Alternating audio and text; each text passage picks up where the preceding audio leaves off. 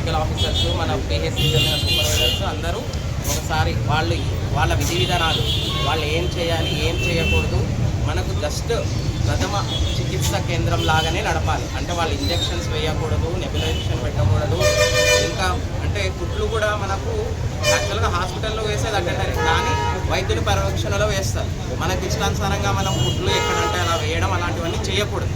Plus ఆ కుట్లు వేయడానికి వాడే మత్తు ఇంజెక్షన్ కూడా మనము వాడకూడదు. ఎందుకంటే ఆ డోస్ ఎంత వేయాలి, ఎక్కడ వేయాలి అనేది కూడా ఉంటాయి. కానీ అలాంటివన్నీ మనకు వైలేట్ చేయడం వల్ల మనం సీజ్ చేయాల్సి వచ్చింది ఈరోజు.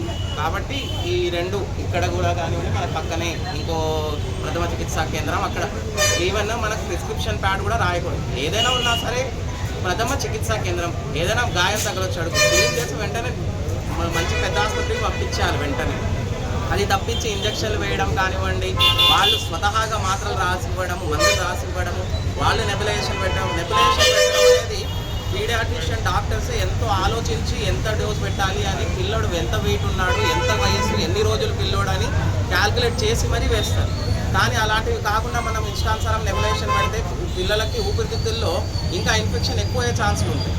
కాబట్టి అలాంటివన్నీ మనము చేయించడానికి ఫస్ట్ ఒకసారి వార్నింగ్ ఇస్తాం, వాళ్ళ విధి విధానాలు వాళ్ళకి చెప్తాము, వాళ్ళు ఏం చేయాలి వాళ్ళు ఏం చేయకూడదు అని అన్నీ రాసిస్తాము. కానీ వాళ్ళు దాన్ని అతిక్రమిస్తే వెంటనే సీజ్ చేయబడతాయి. ఇప్పుడు మీ ద్వారా నేను తెలియజేసుకునేలాగా ఈ మండలంలో మిగతా వాళ్ళు అంటే మనము ఈరోజు 1-2 ఏదైతే సీజ్ చేస్తామో అవి మినహాయించి ఏవైనా మళ్ళీ వాళ్ళు అతిక్రమించినట్టు మనకు ఒక చిన్న నోటీస్ వచ్చినా ఖచ్చితంగా ఆ రోజు సీజ్ చేయబడతాయి.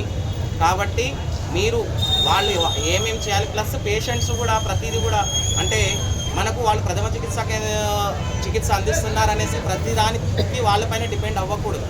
ఎందుకంటే మనకు ఒక రోగిని ఒక ట్యాబ్లెట్ ఇచ్చేటప్పుడు ఇంకో ట్యాబ్లెట్ ఇవ్వగలుగుతామా లేదా, వాళ్ళకి ఏమైనా కాంట్రాఇండికేషన్స్ ఉన్నాయా, వాళ్ళకి ఏమైనా ఇబ్బందులు ఉంటాయా. ఎందుకంటే కొంతమంది కిడ్నీ రోగులు ఉంటారు, వాళ్ళకు కొన్ని ట్యాబ్లెట్స్ ఇవ్వచ్చు, వాళ్ళకు కొన్ని ఇవ్వకూడదు. కొంతమంది లివర్ బాధితులు ఉంటారు, వాళ్ళు కొన్ని ఇవ్వచ్చు కొన్ని ఇవ్వకూడదు.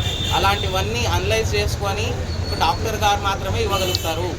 కాబట్టి ప్రథమ చికిత్స మాత్రమే తీసుకోండి. ప్రజలు కూడా దీన్ని గమనించి దీన్ని దృష్టిలో పెట్టుకొని ఖచ్చితంగా మనకు ఎక్కడైనా వైలేషన్ జరుగుతూ ఉంటే మా దృష్టికి తీసుకురావాలని కోరుకుంటున్నాం. Thank you.